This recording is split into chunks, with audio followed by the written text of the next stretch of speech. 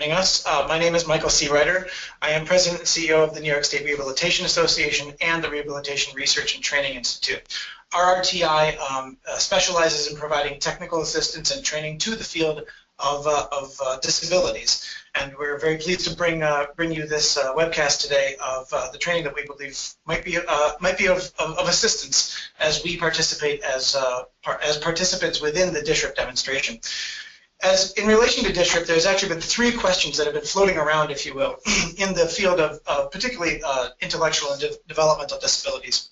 The first question really relates to why the DSRIP demonstration doesn't have explicit goals related to the population of people with intellectual and developmental disabilities. Regardless of the lack of explicit goals for DSRIP for this population, IDD providers have widely engaged with PPSs across the state.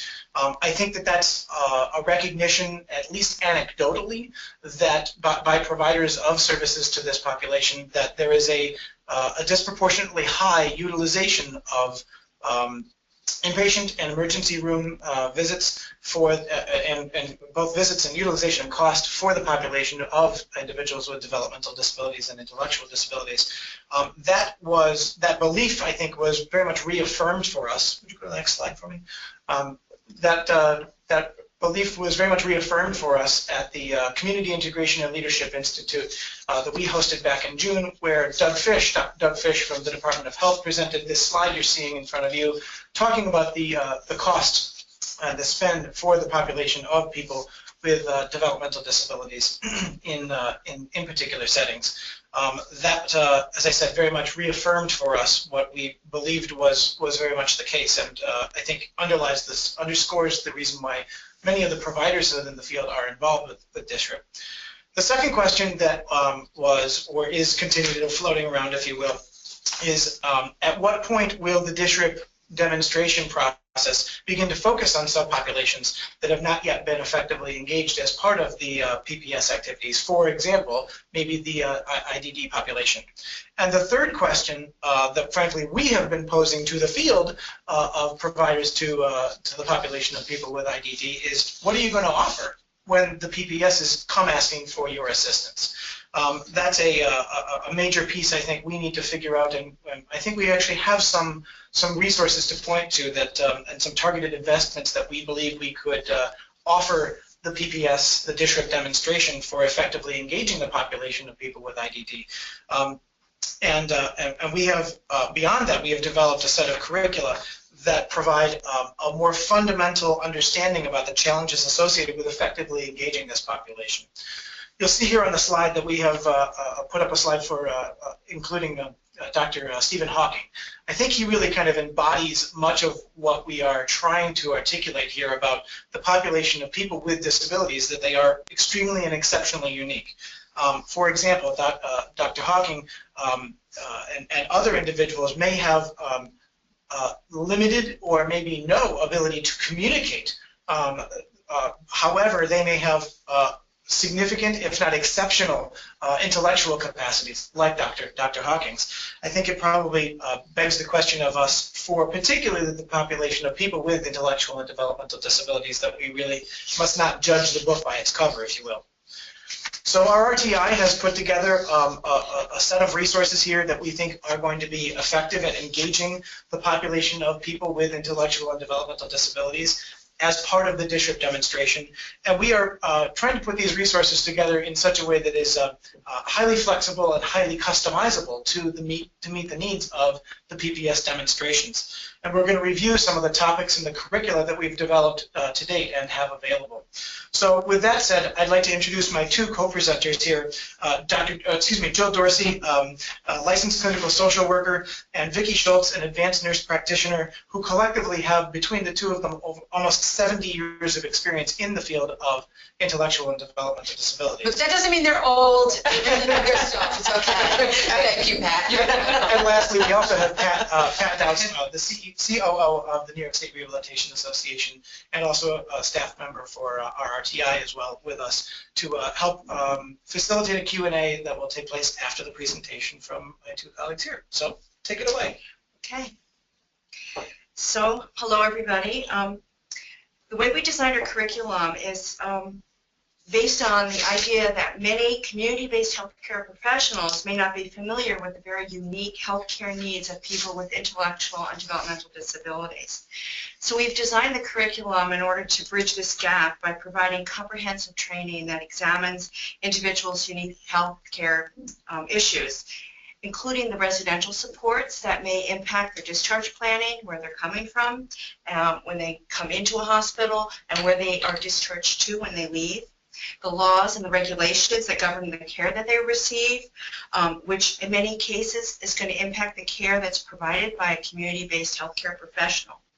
And in the following slides, we're going to give you an idea of the additional areas that you as a community-based healthcare professional, or you as somebody who is interacting with a community-based healthcare professional, should be considering when you're bringing somebody into the community-based healthcare system. So we'll talk about each of these areas in detail as we go forward with the slides. So we've organized our curriculum into a number of areas, and as Michael was saying, each of these can be customized directly to the needs that you've identified for your staff to be trained in. Each of these areas is going to be comprised of individual modules, and again, those are totally customizable. We talk about comprehensive and accurate healthcare assessments. What we will train you on is how to develop a protocol, what to consider when somebody comes into an ER or is admitted into a hospital or even goes to, their personal care provider, how to assess that person, how to understand that person's unique communication needs, what to expect. We're also going to be talking about the issues of consent. How do you identify who can make decisions on behalf of that individual? And we're also going to talk in depth about safe and effective discharge planning, and this will encompass an understanding of the residential options and the available supports that are available to people who have intellectual and developmental disabilities. There's also going to be modules that are going to talk about how you would develop an alternative setting if the person is unable to return to his original home after an illness. All of our trainings are going to be made available to you for future reference. They'll be archived, and each training will also include a set of suggested readings, a bibliography, and additional resources. We think that the curriculum we've created is really unique. It's been developed, as Michael was saying, by licensed professionals, and he said it was over 70 years. We just want to stress that's not 70 years by just one of us, but that's combined years of experience in the field, but we're also going across disciplines. So we're going to have courses that are taught both by nurses, and by social workers, so that you'll get a very comprehensive view of the considerations that need to be taken into account when you're working with somebody with a developmental disability or an intellectual disability.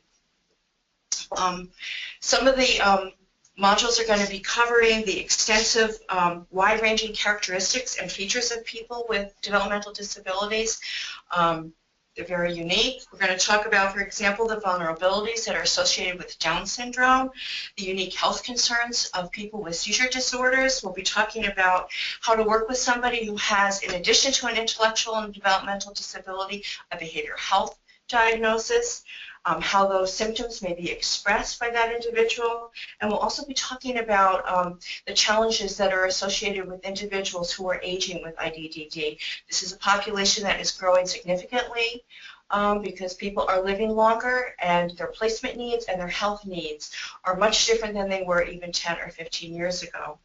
And again, whatever your needs are for your staff training, that is something that we are ready and willing to work with you on, and we hope that you will follow up with us and talk to us about what would be most useful to you. So at this point, I'm going to turn the presentation over to Vicki Schultz, who's going to give you an overview of the kinds of health issues that we think you need to know more about if you're going to be helping people with intellectual and developmental disabilities. Hi, thank you, Jill. Hello, everybody. Thank you so much for joining us this afternoon. Many of you I am familiar with out there in the audience, so hello, good to see you. Hopefully you will bring this information back, all of you will bring this information back to your administrators, your healthcare providers, and let them know that this training is out there, it's available, it's unique training, and what's good about the uniqueness of the training is that it really deals a lot about the unique health issues of the people with IDDD. Many of you are already in the field, have been in the field for a very long time, and you know you are certainly very aware of these health issues, but we need to spread the word. We need to let the people know out there that will be providing community-based level of care that there are very unique needs for our people. Okay, so we're going to talk about some fundamental challenges, and that deals with communication and cognition. And RRTI has developed curriculum around the areas of expressive versus receptive skills. Certainly the ability to understand versus the ability to express themselves is very difficult for many of our people with IDDD. Illness comprehension and ability to report symptoms. We often know that our individuals present in very atypical manners. They may not be able to verbalize, but there might be a particular behavior associated with a symptom. Self-advocacy, we've all heard that word. There's lots of training out there on self-advocacy. We want to be able to bring that to you so that people understand the concept of self-advocacy, person-centered services, having the individual involved with their level of care. Individuals with IDDD who are deaf, there's a very particular community surrounding those that are deaf with IDDD or those that are hard of hearing. Many of our individuals use fingerspelling. They use sign language. They might use their own type of signing, their own individual signs. So I want you all to take a look at the fingerspelling photo that we have here on our slide. And for those of you that are familiar, okay, and I'm going to go along with the slide, it's RRTI.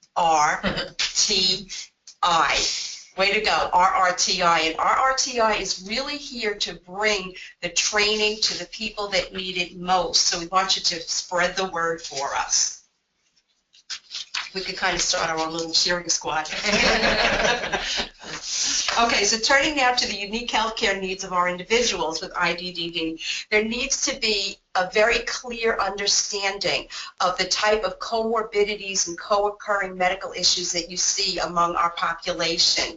Again, the presentation can be so atypical. I can tell you stories of people who will lie on the floor and curl up in a fetal position because they're not able to tell you that they have a stomach ache or that they're having chest pains. So the presentation could be very atypical. It might also be expressed in some real behavioral types of issues that could include head banging.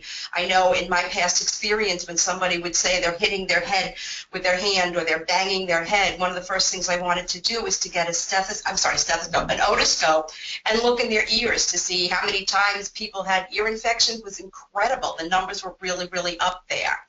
We want to talk about recognizing psychiatric symptoms. We don't want people to confuse psychiatric symptoms with the IDDD diagnosis, and that happens very frequently. I've heard many times throughout my years, oh, well, it's because they have mental retardation, which of course is an outdated term, or they have a developmental disability, so, you know, we're just going to attribute the behavior to that. Absolutely not. They can be very clear and distinct health issues, all of which need to be addressed. Individuals live in a variety of settings with different levels of supports and services. These all need to be considered when we are planning health care for our individuals. If we have an individual, for example, who needs perhaps tube feeding or has wound care that needs to be done, all of the considerations as to how we're going to provide that health care in that individual setting are critical to providing good health care for that individual. Yes, there are times when we may actually have to change the setting. When does that become appropriate? All of this would be presented in the different curriculums being offered by RRTI. This next slide will be very, very familiar to many of you out in the audience. This is our Fatal Five. All right, the Fatal Five and what people need to know. We talk about preventable deaths in our population, and there is a big initiative out there working towards preventing preventable deaths in our individuals that are living in our community and our congregate settings.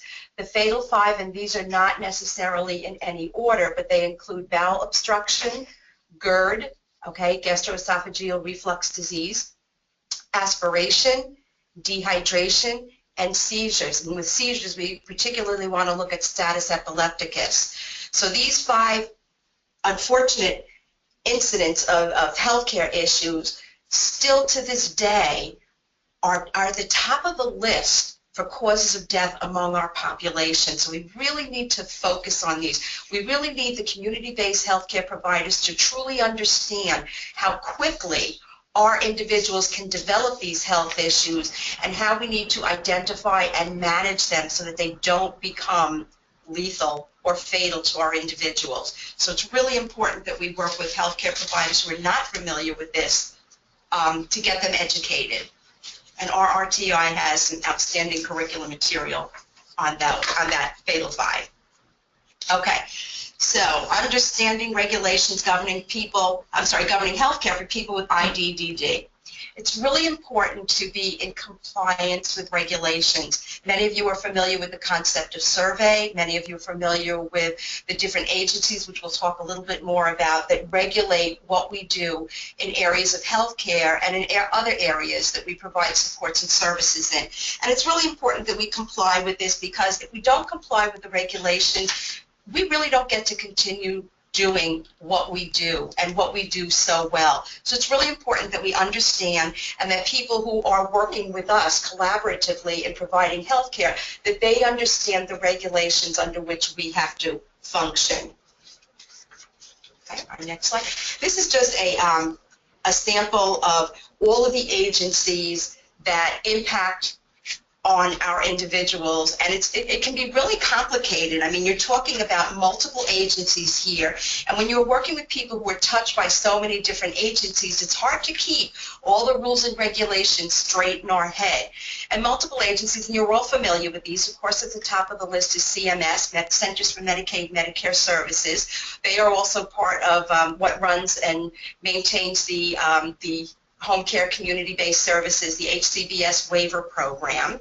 The New York State Department of Health, for those of you that have ICFs, intermediate care facilities, you know that the Department of Health are the survey team, but certainly the Department of Health can get involved at any time in any health care issue, in any infection control issue. So there's lots of reasons why the DOH might come to see us, not just because of survey. And outside entities, those people that are collaborating in healthcare with our individuals, they don't understand. They may not even be familiar with all of these agencies. Certainly we have our New York State, now I apologize, it should be New York State Office for People with Developmental Disabilities, OPWDD. I know we have some people from OPWDD out in the audience. OPWDD is our oversight agency. It is not only a provider of care, but it provides oversight for all of the wonderful voluntary agencies that are out there as well. OPWDD also provides surveys for our different day programs and our IRAs, our individualized residential alternatives as well. Our New York State Education Department, this is a real critical area for us especially, and it's something we need to make outside entities understand, because it is the New York State Education Department, NYS, that manages the Nurse Practice Act. And it is the Nurse Practice Act under which we provide care, both as clinical nurses, LPNs, RNs, advanced practice nurses, our nurse practitioners, our physician's assistants, as well as regulating the care that we delegate to our unlicensed professional, our UAPs, also known in our population as DSPs, our direct support professionals, unlicensed assisted personnel, UAP, that's the new term. But DSPs is the term that we use, and Jill will be talking a little bit more about that. But NYSED tells us what we can allow our direct support staff to do and what we can't allow our direct support staff to do. So we have a doctor in the community who says to us, well, you know what, I want you to just go home and irrigate the wound. They may not understand that this is something that a DSP cannot do. Well, if a family member can do it, then why can't, the house person do it? It doesn't work that way. So we need to educate people about what our roles are in the legal sense of the word, what we can do within the scope of practice. So NYS becomes really an important agency to all of us. The New York State Office of Mental Health, OMH, we work hand in hand with OMH, so we need to be familiar with their regulations. When an individual goes out for community-based services and they're receiving services from both OMH and OPWDD, they need to understand the difference. What is the OMH rule? What is the OPWDD rule? Which one takes precedence? So there's a lot of intercollaborative kind of work that goes on. Same thing with the New York State Office for Alcohol and Substance Abuse, OASIS. We do have individuals that are receiving services, mostly outpatient, but certainly receiving services from OASIS as well. And then finally, there's the New York State Justice Center for the Protection of People with Special Needs. And we all know that certain health issues, including injuries, medication errors, things like that, do need to be reported to the Justice Center. So we need to make people on the outside, if you will, understand how we interact and how they may possibly need to interact with the Justice Center.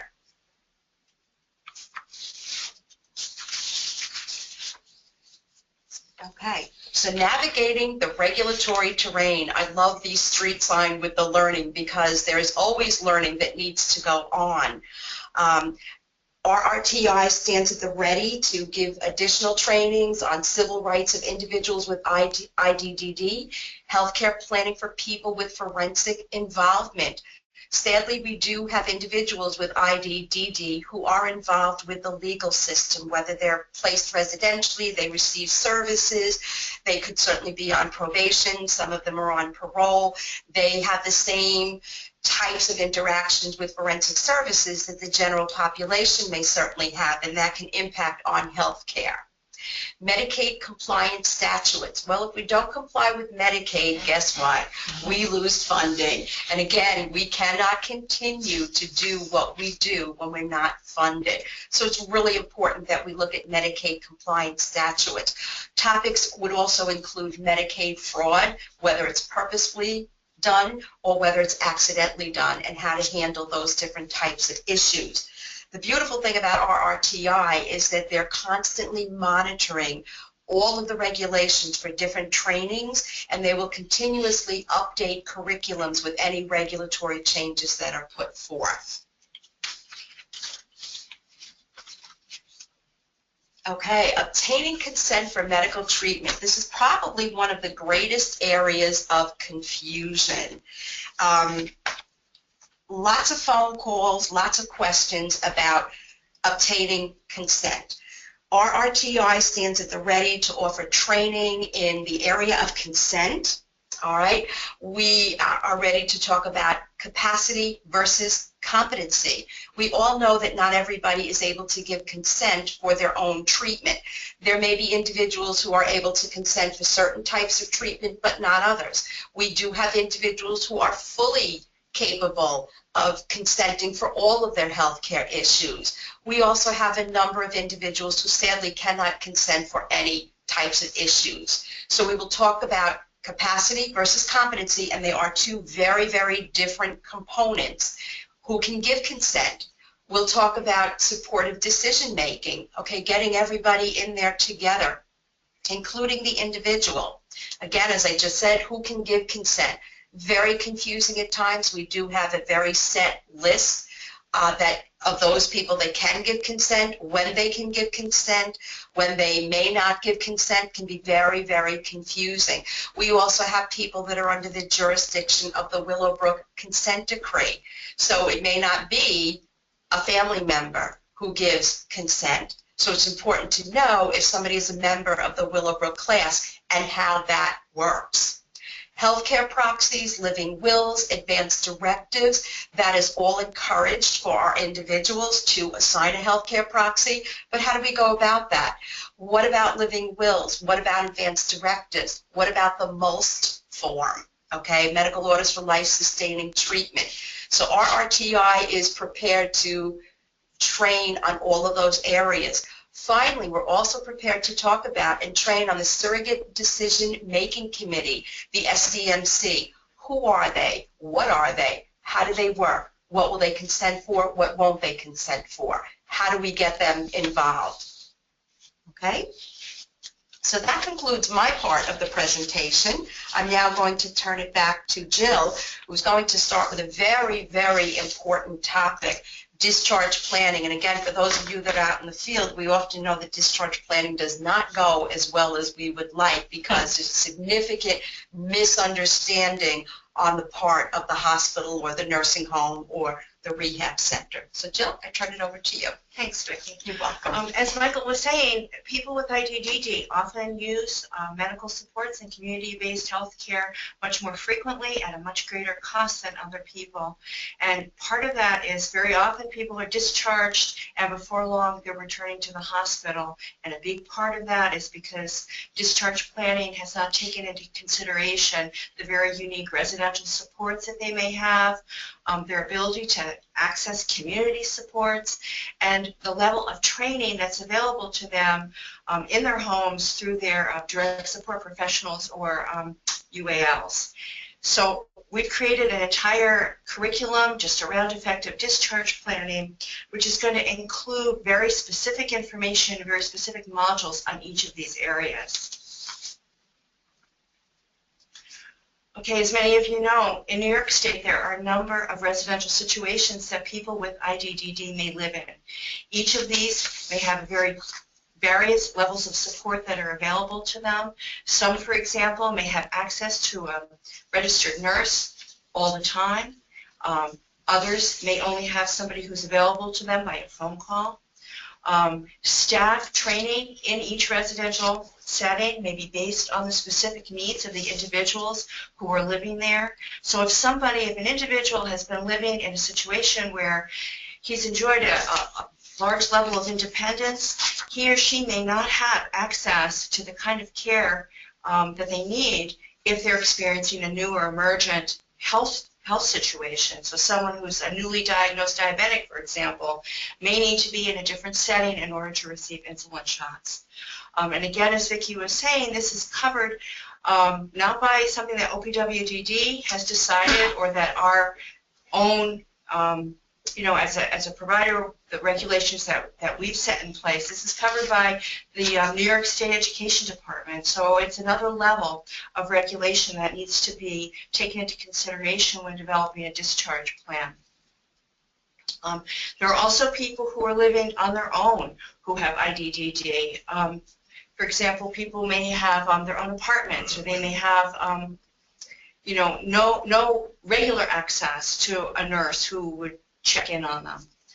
So our training is going to be covering specific types of training that is available to people in relation to where they're living. We're also going to be providing the resources and the tools that your staff need to really understand each of those residential situations, so that in doing effective discharge planning, the discharge planner knows to ask about the type of situation that the person is going to be returning to. Again, everything is integrated with person-centered care. We're going to be looking at how to arrange different situations if somebody is not able to return to their usual home. What would the discharge planner need to do? Who would the discharge planner need to work with? What is the kind of like the scope of contact that needs to be developed to do effective discharge planning? So in closing, we're providing a curriculum that we think is very unique. It's also completely customizable to your individual agency's needs. I know many of you are already providers of care for people with intellectual and developmental disabilities, and we encourage you to work closely with your PPS to let them know about our training and to encourage them to contact us to learn more about it. At this time, I'm going to turn the presentation over to Pat. Thank you. One of the things that we didn't tell you that I get to tell you is that all of our training courses offer continuing education credits. Nurses and social workers in particular are targeted within the spectrum of the entire any of the courses that we've developed and we will be able to train staff on will offer continuing education credits to nurses and to social workers at this point. We've been approved by the New York State Education Department to do that. why RRTI? RRTI also has a history already of providing training in 30 different states across our country, working with managed care companies to, again, bring information about people with intellectual disabilities and developmental disabilities to their behavioral health teams. In many other states, it is the behavioral health team that has begun the work of managed care, and then individuals with developmental disabilities in those states have become part of their managed care systems, and they were like, huh, we don't know what to do. So they turned to some resources, and luckily they found us, and we were pleased to develop all of these curriculums. So what we're offering you has been vetted in 30 different states at this point in time, and we also are interested in learning more from you about the kinds of things that your staff, your projects, your networks might need, because we obviously have now connections in a bunch of different places in order to bring you the best training that you might need for your organization. So hence the emphasis throughout this entire presentation about customization, and meeting your individual needs. We can basically figure out just about anything that you might need to do that, and that doesn't take away from your staff resources that are already stretched probably to the max. So we thought we'd just take a couple of minutes here. Caitlin, are there any questions that have been put into the question box for us? Right now, we only have one question. Can you guys speak to the cost of the curricula? It has really not been set up yet, to be straight honest with you. We are looking at both an ongoing process that will happen across the year. So should your organization just want to make sure that your human resources department is aware of the fact that RTI is providing this curriculum, we're going to set up an annual training schedule where these courses will be taught via webinar and or in person. Because certain things have a better learning environment if they are done face-to-face. Am I right, ladies? Absolutely. Right. So we're ready to shoot that off for 2016. So this was our initial howdy-do to make sure that you knew what we were up to, and then we'll be getting information out before the beginning of the year with some of the information that you're talking about. And then when it comes to customization, that honestly will be based on what you're interested in having us do, whether that be one course or a series, or once we're able to share all the different kinds of things that we've got set up. These are the topics, and we were truly anticipating that everybody might want a little bit something different. So we'll work with you on that. We're not here to, we're a not-for-profit too, just like all of you. So this isn't about making us millionaires. It's about bringing us to you as NYSRIP members. We're also contacted, as well as reaching out to the rest of the systems and making sure that the good services, as Vicki and Jill have been emphasizing, continue to get provided to people, because we're now creating new bridges to new partners. Our system has been doing a fantastic job, and we don't want to lose any of that as we move into the community health care model under the managed care system, which, by the way, still has about 3 to 4 years before we get there. So we've got time to train. So this isn't something, while we would love for all of you to pick up the phone and call or email Jill tomorrow, we're not anticipating that. So that's why by 2016 we'll be rolling out a set of courses and regular monthly kind of things going on, so that you can all participate that way. But if you are involved in a network that right now sees the value of having some specific things brought to you and your calendar versus our calendar, ask us. We'll set it up for you. We'll make sure it happens. That's what we were doing in those 30 other states. Just to follow up on that really quickly, the concept of at what point this is going to take place, and what point there's going to be a shift of focus, or a shift of focus to certain subpopulations that have not yet been effectively addressed, I think, as part of the DSRIP demonstration. That's exactly what I think we're trying to do, is put ourselves in a position to be a resource. And frankly, this is as much of an exercise to make sure that we're bringing expertise to the field, but also, frankly, to help make linkages between the wonderful community-based provider organizations that are around the state of New York, NYSRIP members, and much beyond the NYSRIP membership, and the expertise that they have, frankly, to be able to assist on a day-to-day basis, on a one-to-one basis, on a situational-by-situational basis, as part of their participation in the DSRIP demonstration, so that they can stand as a resource on an ongoing basis as part of that PPS network to bring to go above and beyond what we might be able to offer in terms of a curricula, but to make that connection about the valuable resources that exist here and using the resources that we are able to offer and then building upon those in the future. So many of our classes and the webinars that we're talking about could be very basic, could be at a higher level depending on, again, the needs of the professionals, the semi-professionals, or even those DSPs that are being supervised by licensed professionals in order to get the work done for the individual. So I apologize, that's probably the longest answer to I don't know what it's going to cost you, but that's the truth, because we're kicking this off. We want to make sure with 3 years to go, at least for this population, if all were to fall through, and we know how often that doesn't happen, but nonetheless, should it play out, we wanted to make sure that the resources that we were able to build under a grant from CMS through a managed care company were able to be brought to New York. Because ironically, during that whole period, we were not allowed to train a single person in New York by virtue of the way the project was run. So we're excited to bring you that information is what it comes down to. So we'll be able to get back to you shortly with, you'll all receive follow-up to this webinar with that information just by virtue of the fact that you were the contact person for your organization that signed on to listen to us today. Caitlin, do we have other questions that are pending? I will say this. We did get one question that came in, but you guys actually answered it through that very, very, very long answer that you just gave to the other question. So you're very efficient in that sense. Good job, guys. Okay, we do have another question that, Vicki, I'm sure you can answer. It's what's UAP? UAP is unlicensed assistive personnel. It's the equivalent of a DSP in our system, a direct support professional.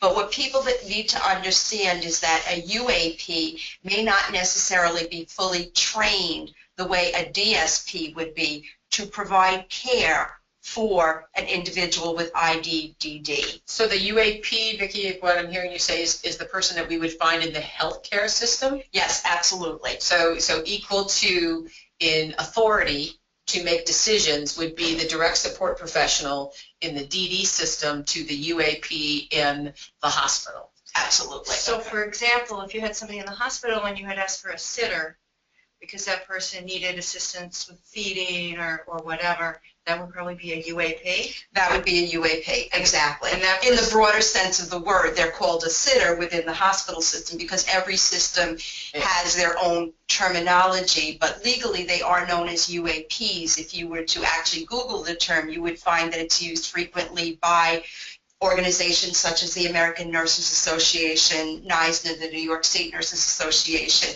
and typically all of the state boards of nursing, because DSP is specific to our population. So it is that sort of equivalent, but again, those people coming into our system would not be trained in the same manner. Good. I hope that answers the question. Probably another very long answer. It's the nature of when you have two very interested trainers running a program, not to give you a whole heck of a lot of detail because that's going to be handled in the training curriculum. So, any other questions from the group at this time? None that I have so far. Okay, people can raise their hand. We can unmute you so that you can actually have an interaction with us if you'd like. I always laugh when I see the one slide about the fatal five, because I make it sound so horrible, but the reality is it is horrible. The reality is it's horrible. It is. And for the general population, any one of those diagnoses is something that they have to live with, something that they can hopefully identify and manage, but in our population, it truly becomes fatal. It truly becomes fatal, and with the advent of the OPWDD mortality review system, we have seen consistently over the 3 years, although there's been a shifting in the order, those 5 diagnoses still remain very much at the top of list under cause of death. So it's something we're working very hard towards alleviating, and our RTI actually has a wonderful curriculum based around the fatal 5. And just as a personal note, too, I, in the past, have attended many RRTI trainings through the geriatric grant that you had, the pharmacology grant, which was a series of different programs that were brought to you by really wonderful instructors who clearly knew their material, presented in a wonderful format. And it was a great program, and I personally used all of those CEUs in maintaining my different credentials. So that's a bonus. That's a bonus. And now with the advent of licensed social workers now needing CEUs, Yep. there you go. A great way to get those CEUs. And our RTI has been approved by state ed to do that, so we're Wonderful. Correct. All right, so really quick, we did just get a question, but I'm not sure how far or deep you guys want to go with answering it because it is one of our topics. But the person is Karen Bazan, and she asked, can you speak to the main difference between capacity versus competency? Hi, Karen. This is Vicki. I'll answer that for you. How are you? Okay, when we talk about capacity, we talk about the person's ability to be able to consent, their capacity to understand the risk versus the benefit of having a particular procedure done. And I'm talking in relation to healthcare issues. Capacity is determined by a licensed psychologist, a physician. We also look at that too when we talk about end-of-life decisions. Competency is a legal term. The only way a person can be determined to be competent is to go through the court, I believe it's the court of jurisprudence, who says that this person is legally competent to make decisions on their own behalf. So that's the difference. It's really a legal issue. And I always tell people, because they confuse the two terms, just remember competency begins with C-O, and so does the word court, C-O. There's your nugget for today. Take nothing else away. You just got the true trick of the trade to keep track of something else. Thanks, Karen, for asking that question. Anybody else? I don't have any more questions. Okay, well then we must have been so completely thorough. And we thank you very much for spending 45 minutes with us this afternoon to get a handle on what we've got as resources and tools for your organizations. And we hope that you will get in touch with Jill, who will also be regularly connected to Vicki as our training partner here, and overseeing all of the curriculum development for our RTI. With any specific questions, ideas, concerns, if you yourself feel you're competent to teach any of these courses, we would love to add your resource to our list of capacity. I mean, if it gets really, really busy, we will need as many trainers as possible, so don't underestimate the value of your 30-plus years experience. If you have some to add to our RTI's pool of trainers, we would welcome that. As a matter of fact, if I remember correctly, we learned that if a licensed social worker actually helps us, right, Julie? If the social worker develops a training and presents it, they get credit for the hours of the training plus 2 additional credits for having done the research in order to develop the curriculum. We should try that for nurses. A 3-module course, if you teach for 3 hours, you would get 5 CEUs for that. Which is like almost halfway to what you need for a year. So excellent. So just keep that in mind too. This isn't, when we talk about the curriculum that's been developed, things change in our field constantly, and we also value the expertise that you all are in being a part of this day with us today. So thank you all very much. Thank you. We'll give you 15 minutes back on your schedule to go take a break or relax or absorb everything you just listened to. And I thank my colleagues for letting me be a part of this today. This is very neat. Thank you. Thank you. Thank you, Caitlin. Give us a call.